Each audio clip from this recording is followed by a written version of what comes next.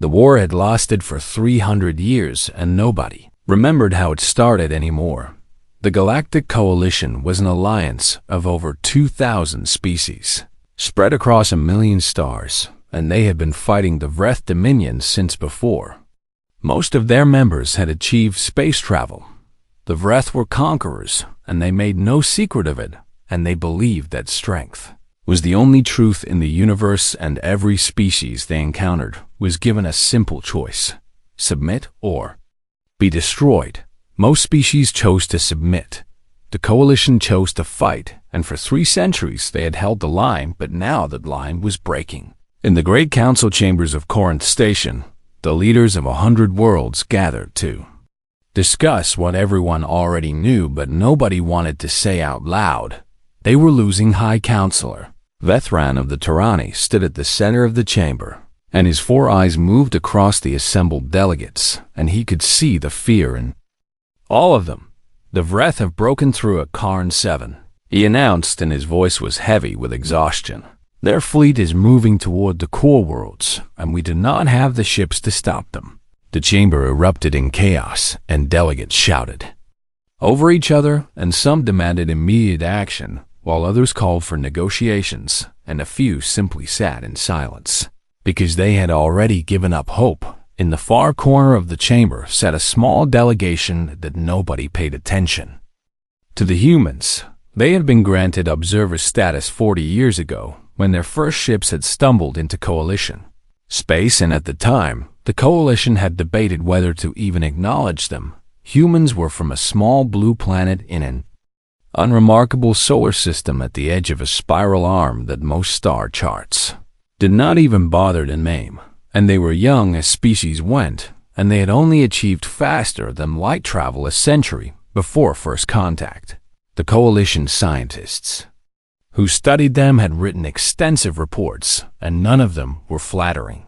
Humans were fragile, with soft skin that tore easily and bones that broke under pressure, and they had no natural weapons like claws or fangs or venom, and they could not see in the dark or hear beyond a narrow range of frequencies, and they lived for less than 100 years, which most species considered tragically short. Their homeworld was classified as a Category 7 death world due to its extreme conditions. But the scientists assumed this was simply bad luck, rather than any indication of human resilience. After all, how dangerous could a species be? If they spent most of their history fighting and killing each other, the Coalition gave them observer status because it cost nothing, and because refusing might have caused diplomatic complications, and then everyone promptly forgot about them. The human ambassador at the council meeting was a woman named Sarah Chun, and she sat quietly and watched the chaos unfold around her, and she took notes on a small device, and she said nothing. She had been the Earth ambassador for 15 years, and in all that time, she had never once raised her voice in the council chamber, and most delegates did not even know her name, but she was watching and she was listening and she was reporting everything back to Earth. After the council session ended in disagreement and despair, a young Tyranny diplomat named Kefla approached the human delegation, and she was nervous because she was about to do something that might end her career. "Ambassador Chun," she said, and her voice trembled slightly. "May I speak with you privately?" Sarah Chun looked up at her and smiled, and it was a warm smile, but Kefla noticed something else behind it, and something she could not quite identify. "Of course," the human said. "Please sit down." Kefla sat, and she gathered her courage, and she spoke. "I have spent the last decade studying your species," she said. "I was assigned to your homeworld as a cultural observer, and I have read your histories and watched your entertainment and listened to your music, and I believe I understand something about you that my colleagues do not." Sarah Chun's expression did not change, but her eyes seemed to sharpen. "And what is that?" she asked Kefla, leaned forward and lowered her voice. "You are not what you pretend to be," she said. "Your histories are filled with war and violence and conquest, and your stories celebrate warriors and survivors, and your entire civilization was built on conflict and competition. And yet you come to our council and you sit quietly, and you smile politely, and you pretend to be harmless." Sarah-chan was silent for a long moment, and then she laughed, and it was a soft laugh, but there was no humor in it. "You are very observant," she said. "The Coalition is losing this war," Kefla continued. "The Vreth will reach the core worlds within 2 years, and when they do, everything will be over, and I do not want that to happen, and I believe you can help us." "The Coalition has never asked for our help," Sarah-chan replied. "They have made it very clear that they consider us too primitive and too barbaric to be of any use. I am asking now," Kefla said, "not officially and not on behalf of the Coalition, but I am asking because I've seen what your species is capable of, and I believe you might be the only ones who can stop the Vreth." Sarah-chan studied her for a long moment, and her eyes were unreadable. "What exactly did you see on Earth?" she asked. "What made you believe we could help?" Kefla thought about all the things she had witnessed during her decade on that strange blue world and the wars they had fought against each other, and the weapons they had built, and the way they refused to surrender even when defeat was certain, and the way they smiled in the face of death.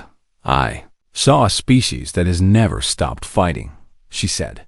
"Not because you enjoy it, but because you refuse to lose. And I saw a species that turns everything into a weapon, and I saw soldiers who would die for strangers they had never met. And I saw something in your eyes that I have never seen in any other species in the galaxy." "And what was that?" Sarah-chan asked. Kefla paused, and she searched for the right word. "Hunger," she finally said. "A hunger that is never satisfied, and a refusal to accept limits, and a determination that borders on madness. And I believe that hunger is exactly what the Coalition needs right now." Sarah-chan was quiet for a very long time, and when she finally spoke, her voice was different and harder and colder. "I will pass your request to my government," she said, "but I want you to understand something, and I want you to remember this when you see what happens next." "What is that?" Kefla asked. Sarah-chan leaned forward, and her smile was gone. "You are about to wake something that the universe has never seen," she said. "And once it is awake, it will never sleep again, and the galaxy will never be the same. And I need you to understand that before you decide if this is truly what you want." Kefla swallowed hard, but she did not look away. "I understand," she said. Sarah-chan nodded slowly. "Then I will make the call," she said. "And may whatever gods you believe in have mercy on the Vreth, because humanity will not." 6 months had passed since Ambassador Chun made her call to Earth, and in that time the war had grown worse. The Vreth had taken 17 more systems and killed billions of Coalition citizens, and the defensive lines were collapsing faster than anyone had predicted, and the council meetings had become exercises in despair. High Counselor Vethran had aged visibly, and his scales had lost their shine, and his movements were slow and tired, and everyone could see that he had lost hope when the sensors at the edge of Coalition space detected a massive fleet approaching. Nobody panicked at first, because they assumed it was another Vreth attack force. Then the identification signals came through, and the entire Coalition military command went silent. The humans had come, but they had not sent a few ships as most had expected, and they had not sent a token force to show symbolic support, and they had not sent a diplomatic gesture. They had sent everything. Over 10,000 warships emerged from faster than light travel in perfect formation, and they were not elegant or beautiful like Coalition vessels, and they were ugly, brutal machines built for one purpose and one purpose only: destruction. The Coalition commanders stared at their screens in disbelief, and they counted the ships again and again, because the numbers did not make sense, and no species could mobilize this many vessels in only 6 months. But the humans had done it. Admiral Kethros of the Coalition Navy was the first to establish communication with the human fleet, and his hands trembled as he activated the channel. "Human fleet," he said. "This is Admiral Kethros of the Coalition Navy, and we welcome your assistance, and please transmit your command." structure so we can coordinate our efforts. A human face appeared on screen, and it was an older man with gray hair and hard eyes and scars on his face, and he wore a uniform that was simple and functional. Admiral Kethros, the human said. I am General Marcus Chun of the United Earth Expeditionary Force, and we are here to win your war. Kethros nodded nervously, and he pulled up his tactical displays. Excellent, he said. We have prepared integration protocols for allied forces, and if you transmit your weapons specifications and tactical doctrines, we can assign you to a sector where your capabilities will be most useful. General Chun was silent for a moment, and then he smiled, and it was not a friendly smile. I think there has been a misunderstanding, he said. We are not here to integrate into your command structure, and we are not here to follow your protocols, and we are here to fight the Vreth in our way. Kethros blinked in confusion, and his translator must have malfunctioned because surely he had misunderstood General Chun. He said carefully, the Coalition has established rules of engagement for this conflict, and there are weapons that are prohibited and tactics that are forbidden and conventions that must be followed. I am aware of your rules, Chun replied, and I have read your conventions and studied your prohibited weapons lists, and I have one question for you, Admiral. What is that? Kethros asked. How is that working out for you? Kethros had no answer, and Chun continued. You have been fighting this war for 300 years, he said. You have followed every rule and respected every convention and honored every tradition, and the Vreth are winning and your people are dying, and your civilization is collapsing. He leaned forward, and his eyes were cold. You called us because you were desperate, he said. You called us because nothing else was working, and you called us because you had no other choice. And now we are here, and we will do what we do best. And what is that? Kethros whispered. Win, Chum said simply, by any means necessary. Over the next several weeks, the Coalition commanders learned what kind of weapons humanity had brought to the war, and they were horrified. The humans carried nuclear warheads in quantities that defied belief and weapons that had been banned by Coalition law for over 1,000 years, and the humans had built them. By the millions, they carried kinetic bombardment platforms that could accelerate dense metal rods to a fraction of light speed and turn them into weapons of mass destruction. And they called them by a casual name that made the Coalition translators struggle, rods from God. They carried chemical weapons and biological agents and electromagnetic pulse devices and weapons that burned and weapons that froze and weapons that simply erased matter from existence. When the Coalition commanders protested, Chun listened patiently, and then he spoke. You banned these weapons because they were too destructive, he said. You banned them because they caused too much suffering, and you banned them because you believed war should be civilized. He shook his head slowly. War is not civilized, he said. War is the failure of civilization, and once it begins, the only goal is to end it as quickly as possible. And the only way to do that is to make the enemy fear you so deeply that they would rather surrender than continue. But the casualties, Kethros protested, the destruction and the innocent lives. Chum's expression hardened. How many innocent lives have been lost in 300 years of civilized war? He asked. How many billions have died while you followed your rules and the Vreth laughed at your conventions? Kethros was silent. We will end this war, Chun continued, and we will end it soon. And yes, it will be brutal, and yes, it will be ugly, and yes, historians will debate whether we went too far, and I do not care about any of that. He stood and walked toward the screen. The only thing I care about is victory, he said, and the only people whose opinions matter to me are the ones who will be alive when this is over. In the human fleet, soldiers prepared for war, and they were young and old and men and women, and they came from every nation on Earth, and they had volunteered for this mission, knowing they might never return home. They trained in close combat techniques that no Coalition species had used in millennia, and they practiced boarding actions and corridor fighting and hand-to-hand killing. And they learned to fight in conditions that would kill most alien species, and they smiled. They wrote letters to loved ones they might never see again. And they told jokes and played games and laughed together, and the Coalition observers who watched them could not understand how they could be so calm when death was so close. One observer asked a young human soldier how she could smile when she was about to fight an enemy that had destroyed 1,000 worlds. The soldier thought for a moment, and then she answered, "Because someone has to," she said. "Because the galaxy is burning and good people are dying and nobody else is willing to do what needs to be done, and so we will do it." She checked her weapon and her smile faded. "And because the Vreth have never fought anything like us," she said, "and they have no idea what is coming."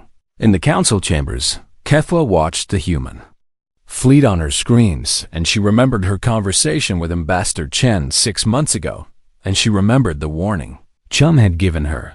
"You are about to wake something that the universe has never seen." Now she understood what Chen had meant. And part of her was terrified, and part of her was relieved, and part of her felt something she had not felt in years. Hope.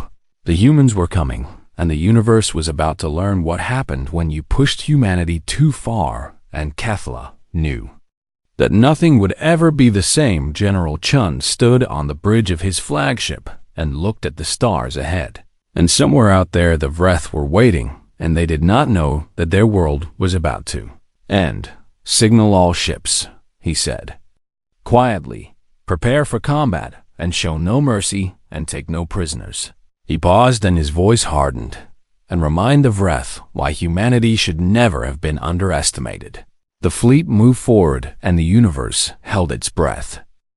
The Vreth Dominion had conquered 1,000 worlds and destroyed 100 species, and they had never known fear. They were massive creatures with armored scales and razor claws, and they stood 3 meters tall and weighed as much as a small vehicle. And for 300 years, they had crushed everything the Coalition sent against them. When their scouts reported a human fleet approaching Verith Prime, the Vreth commanders laughed. They had studied the reports about humanity, and they knew humans were small and soft and fragile, and they knew humans came from a primitive world and had only recently discovered space travel, and they knew humans had no experience fighting a real war. The supreme commander of the Vreth forces was named Krathvor, and he had personally overseen the destruction of 17 Coalition species, and he looked at the approaching human fleet with contempt. "These are the reinforcements the Coalition called for," he said to his officers. "These soft creatures who cannot even survive outside their environmental suits." His officers laughed with him. "They have brought many ships," one officer noted. "Perhaps they think numbers will save them." "Numbers mean nothing against Vreth warriors," Krathvor replied. "We will crush them like we crushed all the others, and then we will find their homeworld and burn it." He gave the order to attack, and the Vreth fleet moved forward, and they expected another easy victory. They were wrong. The human fleet did not behave like any enemy the Vreth had faced before, and they did not form defensive formations, and they did not try to maintain distance, and they did not fight like prey. They charged. The human ships accelerated to speeds that should have been impossible, and they drove straight into the heart of the Vreth fleet, and they opened fire with everything they had. Nuclear warheads detonated against Vreth shields, and the Vreth laughed because their shields could withstand such primitive weapons, and then the humans launched more and more and more. Thousands of warheads hit the Vreth ships in waves, and each wave weakened the shields slightly, and each wave pushed them closer to collapse, and the Vreth realized too late that the humans were not trying to destroy their ships with single strikes. They were overwhelming them with sheer volume. Vreth ships began to explode, and Krathvor watched in disbelief as vessels that had survived 300 years of war were torn apart by primitive nuclear weapons. "How many weapons do they have?" he demanded. "Unknown, sir," his tactical officer replied. "They are launching faster than we can count." then destroy their launch platforms. Krathver roared, "Target their weapon systems." But the human ships would not stay still, and they twisted and turned and accelerated and decelerated, and they used maneuvers that should have killed their crews, and somehow their crews survived. The Vreth did not understand that humans could withstand gravitational forces that would crush most species, and they did not understand that human pilots were trained to function while their blood was being forced out of their brains, and they did not understand that humans had been flying combat aircraft for centuries before they ever reached space. The battle raged for hours, and the Vreth were taking losses they had never imagined possible, and Krathvor ordered his ships to fall back and regroup, but the humans did not let them. The human fleet pursued with a ferocity that bordered on madness, and they chased down retreating Vreth ships and destroyed them, and they gave no quarter and accepted no surrender. And then the boarding parties came. The Vreth had never faced boarding actions in their entire history, because no species was foolish enough to try and fight them hand to hand, and the Vreth were the most fearsome warriors in the galaxy. Human dropships crashed into Vreth vessels, and human soldiers poured out, and they were wearing heavy armor and carrying weapons, and they were small compared to the Vreth.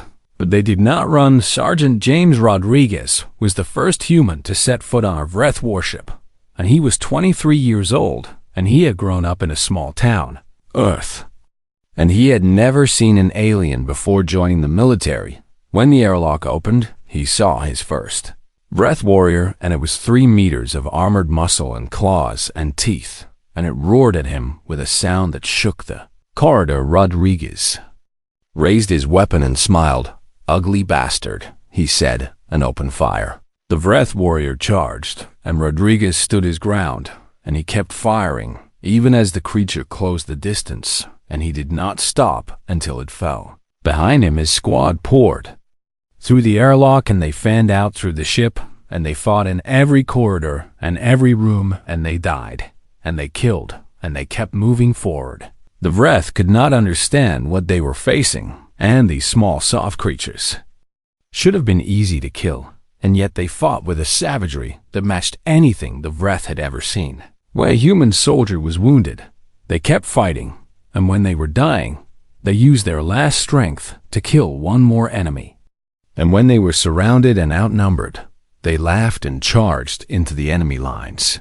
One Vreth warrior cornered a wounded human soldier and raised its claws for the killing blow, and the human looked up at it and smiled and pressed a button.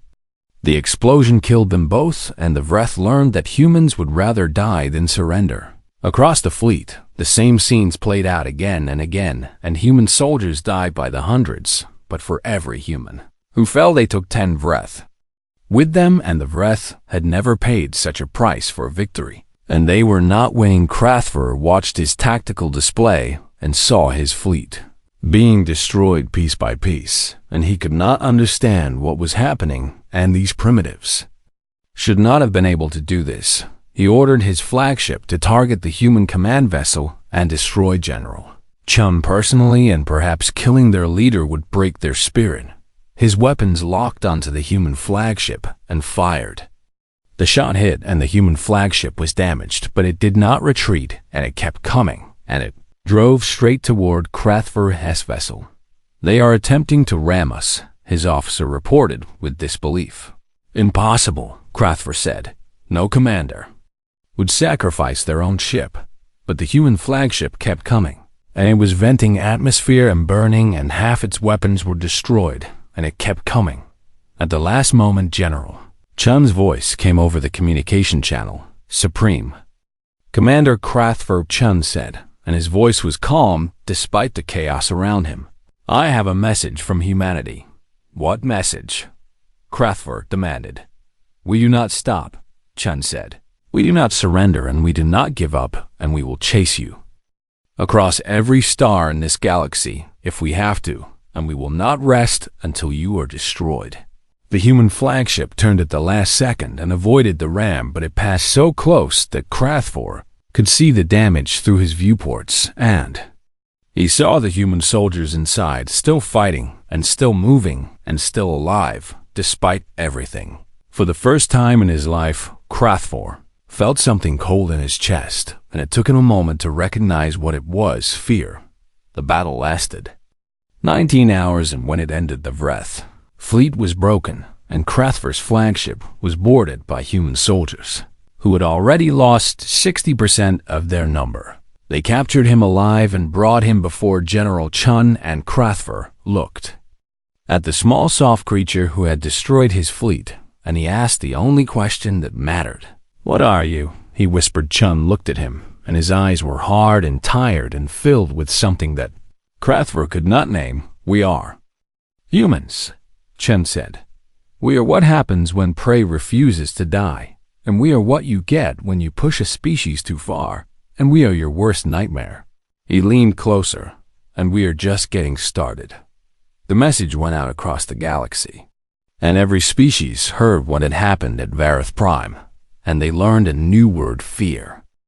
The news of Vareth Prime spread across the galaxy like a shockwave, and every species from the core worlds to the outer rim heard the story, and none of them could believe it.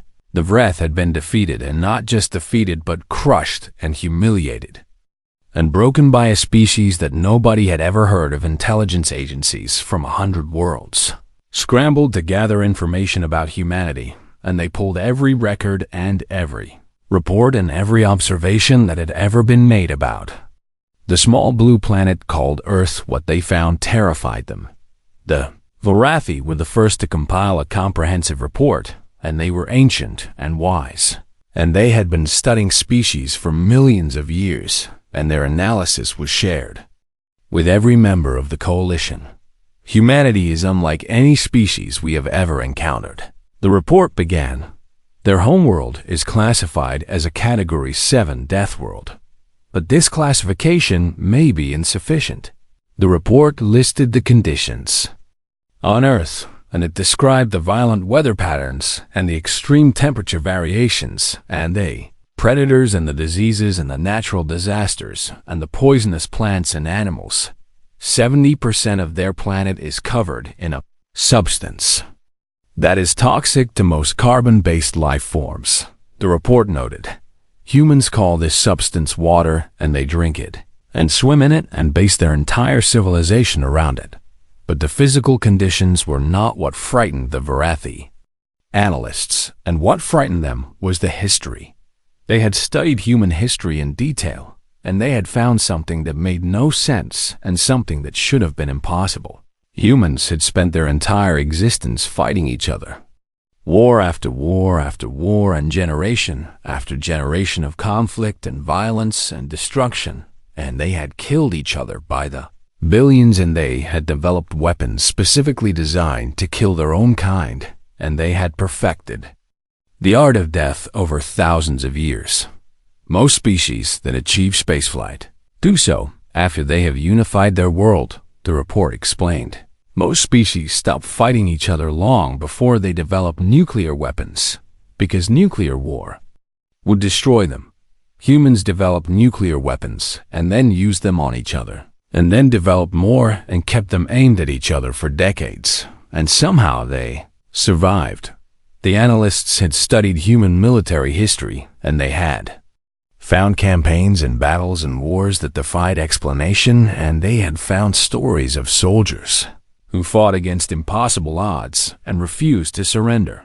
They found the story of a place called Thermopylae, where 300 warriors had held off an army of hundreds of thousands, and they found the story of a place called Stalingrad, where humans had fought house to house in frozen ruins until millions were dead, and they found the story of a place called Iwo Jima, where soldiers had charged into certain death for a piece of rock in the middle of an ocean. These are not isolated incidents, the report concluded. This is the pattern of human history, and this is what they are, and this is why they were able to defeat the Vreth when no one else could. Humans are not predators in the traditional sense, and they have no natural weapons, and they are not particularly strong or fast, and they should not have survived on their death world. But they did survive, and they survived by refusing to die, and they survived by being willing to do whatever it took to win, and they survived by being more stubborn and more vicious and more determined than anything they faced. The Vreth are conquerors, but humans are survivors. And in the end, survivors always win. The report was distributed to every member of the coalition, and it caused panic. Species that had ignored humanity for decades suddenly wanted to be their friends, and trade delegations appeared at the edge of human space, and offers of alliance and partnership flooded in from every corner of the galaxy. The elder races of the coalition gathered in secret meetings, and they discussed what to do about humanity, and some of them suggested that humans needed to be contained before they became too powerful. But nobody volunteered to do the containing. "We watched the battle recordings from Verith Prime," one elder said. "We saw what they did to the Vreth, and we saw how they fought, and we saw the look in their eyes." He paused and his voice trembled. "I do not believe any force in this galaxy can stop them if they do not wish to be stopped." The Vreth Dominion reached the same conclusion, and for the first time in 300 years they sent a message requesting negotiations. But they did not send it to the coalition. They sent it directly to Earth. The message was simple, and it was addressed to General Chun. "The Vreth Dominion wishes to discuss terms for ending hostilities with a human species, and we are prepared to make significant concessions. And we ask only for a chance to speak." Chun's response was broadcast across every Vreth communication channel. "You had 300 years to discuss terms, and you spent those years killing and conquering and destroying. And now you want to talk because you are afraid. Humanity does not negotiate with those who prey on the weak, and we do not make deals with those who destroyed entire species for sport, and we do not show mercy to those who showed no mercy to others. You will surrender unconditionally, or you will be destroyed. And there is no third option." The Vreth leadership debated for 3 days, and in the end they chose survival over pride, and they agreed to humanity's terms.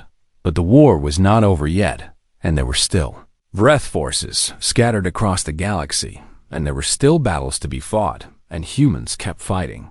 In the Coalition Council chambers, Kethel watched the reports coming in as she saw human fleets liberating worlds that had been under Vreth control for centuries, and she saw human soldiers helping rebuild cities that had been destroyed, and she saw something she had not expected: compassion. The same humans who had shown no mercy to the Vreth showed endless patience with their victims, and they brought food and medicine and supplies, and they helped the survivors, and they protected the weak, and they did it all without being asked. She sought out Ambassador Chun and found her in her office, looking tired but satisfied. "I do not understand," Kethla said. "Your species fights with such savagery, and yet you show such kindness, and how can both things be true?" Sarah Chun smiled, and it was a sad smile, but a real one. "That is what makes us human," she said. "We are capable of terrible violence, and we are capable of great compassion, and both are part of who we are." She looked out the window at the stars. "We did not want this war," she said. "We were happy to sit quietly and watch and learn and grow, and we would have been content to remain observers forever. But you asked for our help, and we could not ignore the suffering, and we could not stand by while innocent people died, and so we did what we had to do." Kethla was silent for a long moment. "The galaxy fears you now," she said. "Every species in the coalition is afraid of what humanity might do." Sarah Chun nodded slowly. "Good," she said. "Fear keeps people honest, and fear prevents wars, and fear is what will keep the peace when this is over." She turned to face Kethla, and her eyes were hard. "But remember this," she said. "We did not want to be feared, and we wanted to be friends, and we wanted to be equals, and we wanted to be part of something larger than ourselves. You forced us to show you what we really are, and now you have to live with that knowledge." Kethla nodded, and she understood, and she knew that the galaxy would never be the same. The humans had awakened, and the universe had learned fear, and there was no going back. 2 years after the Battle of Vareth Prime, the war was over. The Vreth Dominion had surrendered unconditionally, and their empire had been dismantled, and their fleets had been destroyed or captured, and their leaders had been brought before tribunals to answer for their crimes. 300 years of war had ended in 24 months. The Penictus galaxy was in shock, and everyone was trying to understand what had happened and how a species that nobody had ever heard of had done in 2 years what they coalition could not do in 3 centuries. The answer was simple, but nobody wanted to admit it. The coalition had been fighting to survive, and the humans had been fighting to win. And there was a difference. General Marcus Chun stood in the coalition council chamber, and he looked at the same delegates who had ignored humanity for 40 years, and he saw the fear in their eyes, and he felt no satisfaction. He was tired, and he had lost friends, and he had seen horrors that would haunt him forever. And all he wanted was to go home. "The war is over," he announced, and his voice was quiet, but it carried through the silent chamber. "The Vreth Dominion has surrendered, and the threat has been eliminated." He paused and looked around the room. "Humanity thanks the coalition for the opportunity to serve," he said, and there was something in his voice that might have been irony. "We hope that we have demonstrated our value as allies." High Counselor Vethran rose slowly, and he had aged decades in the past 2 years, and his voice was thin and weak. "General Chun," he said, "on behalf of the Galactic Coalition, I extend our deepest gratitude for your species' sacrifice, and we formally invite humanity to take a permanent seat on the Coalition Council as a full member with all rights and privileges." Chun nodded, but his expression did not change. "Humanity accepts," he said, "but we have conditions." The chamber went silent, and Vethran's eyes widened. "Conditions," he repeated. "Yes," Chun said. "First, we require a formal acknowledgement from every member species that humanity is to be treated as an equal partner and not a tool to be used and discarded. Second, we require that the coalition revise its rules of engagement to be more realistic, and if you ever face another threat like the Vreth, you need to be willing to do what is necessary to survive. Third, we require a seat on every military planning committee and every strategic council and every body that makes decisions about war and peace." He paused, and his eyes swept the room. "And fourth, we require an apology." "An apology?" Vethran stammered. "For what?" "For 40 years of being ignored and dismissed and treated as primitives," Chun said. "For all the times your scientists called you barbaric, and your diplomats forgot our names, and your military commanders assumed we had nothing to offer.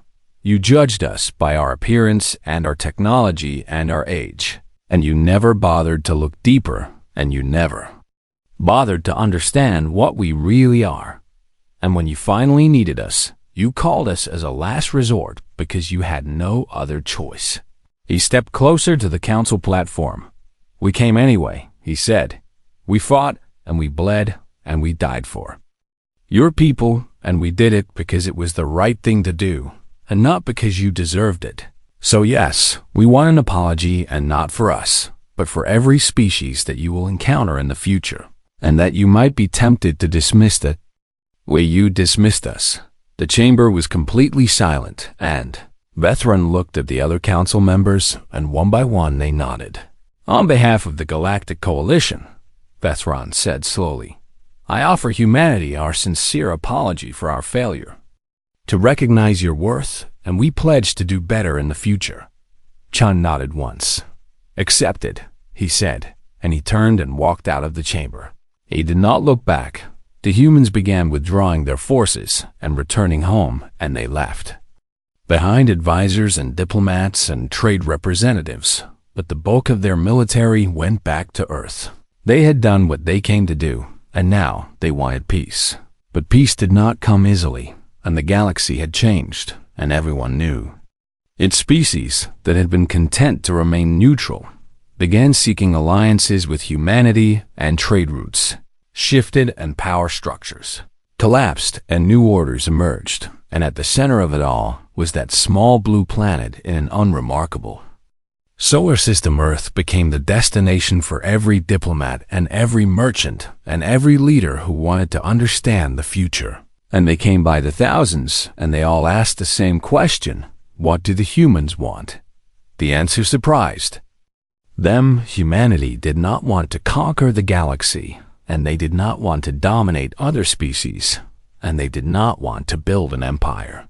They wanted to be left alone.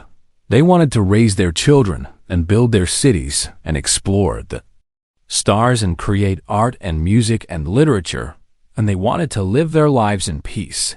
But they also wanted something else, and this was the thing that frightened the other species most of all. They wanted the galaxy to know that if anyone ever threatened Earth or attacked their allies, or tried to prey on the weak the way the Vreth had done, then humanity would respond. And the response would be terrible. On 1,000 worlds, the stories spread, and they grew, and they changed, and they became legends, and the legends became myths, and the myths became warnings. Do not anger the humans. Do not threaten their friends. Do not mistake their kindness for weakness, because they are not weak, and they have never been weak, and they were only pretending to be harmless, and now the pretense is over, and everyone knows what they really are. Kefla lived for another 200 years, and she spent those years telling the story of how she had asked the humans for help and what had happened. Next, she told the story to her children and her grandchildren and her students, and she told it to every species she encountered, and she always ended the story the same way. I asked them to wake up. She would say, I asked them to show the galaxy what they really were, and I do not regret it. But I never forgot the warning Ambassador Chun gave me before she made the call. She said that once humanity was awake, it would never sleep again, and she said the galaxy would never be the same. She was right. On Earth, General Marcus Chun retired to a small house by the ocean, and he refused all honors and all titles and all offers of power. Journalists came to interview him, and politicians came to consult him, and historians came to record his story, and he turned them all away. He sat on his porch and watched the waves, and sometimes he thought about all the soldiers who had died under his command, and sometimes he thought about the look in their eyes when they charged into battle. They had known they might die, and they had gone anyway, and they had done it because they believed it was right. One journalist finally managed to reach him, and she asked him one question before he closed the door. What does humanity want now that you have proven yourselves? She asked. Chun was silent for a long moment, and then he answered, what we have always wanted, he said, to be left alone. He looked at her, and something old and cold flickered behind his eyes. But now the universe knows the price of disturbing our peace. He closed the door, and the interview was over. And across the galaxy, on 1,000 world species looked up at the stars and wondered what else was out there, and wondered what other ancient horrors were waiting to be discovered. But mostly they looked toward Earth, and they felt something that none of them had ever felt before. Respect and fear and wonder and gratitude all mixed together into something that had no name. They told their children stories about the small, soft creatures who came from a world of poison, air, and crushing gravity. The creatures who would not stop. The creatures who could not be broken. The creatures who taught the universe the meaning of fear. The humans and the universe was never the same again. The end.